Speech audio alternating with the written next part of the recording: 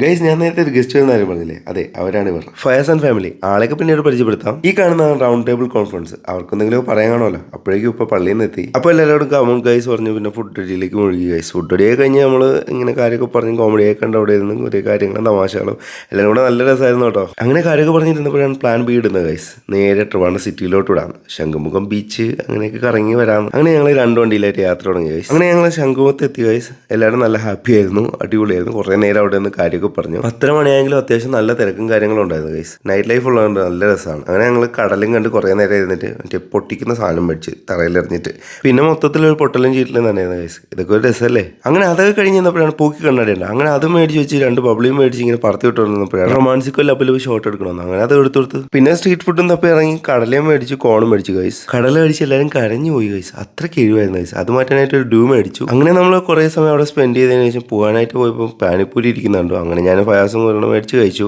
ഈ ആയുധം കയ്യിലുണ്ടെങ്കിൽ മാന്താനായിട്ട് ആരുടെയും സഹായം വേണ്ട ഗൈസ്. അങ്ങനെ ഒരു 1-1.5 മണിയായപ്പോൾ നമ്മൾ വീട്ടിലെത്തി ഗൈസ്.